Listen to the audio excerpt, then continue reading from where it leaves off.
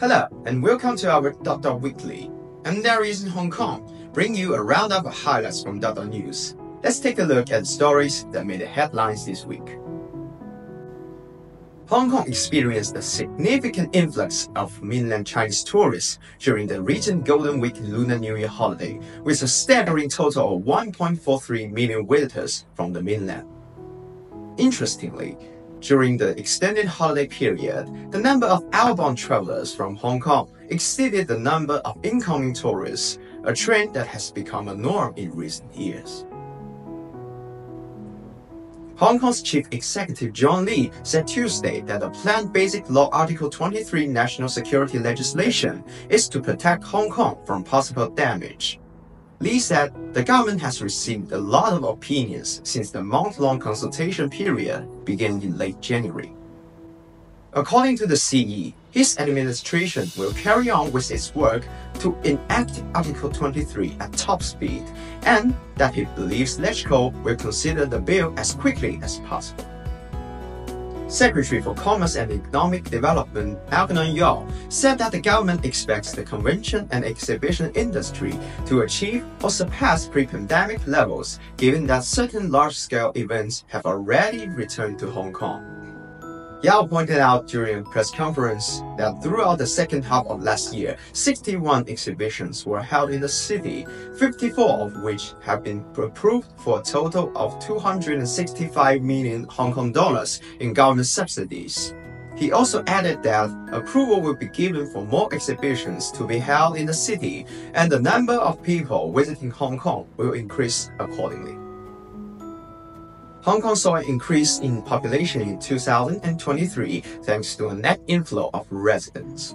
The provisional estimate of the Hong Kong population was over 7.5 million at the end of 2023, an increase of 0.4% as compared with that at the end of 2022, the Census and Statistics Department of the HKSAR government said.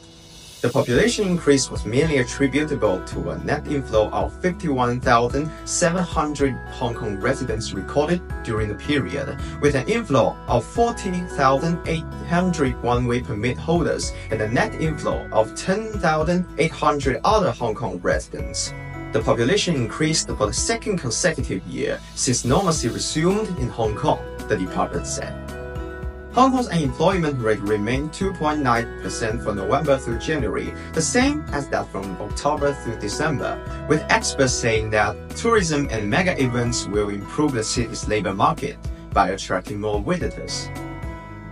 The employment rate also remained unchanged at 1% during the November through January period. The director of the Hong Kong and Macau Work Office of the Communist Party of China Central Committee and the Hong Kong and Macau Affairs Office of the State Council, Xia Baolong, arrived in Hong Kong on Thursday for a week-long inspection trip.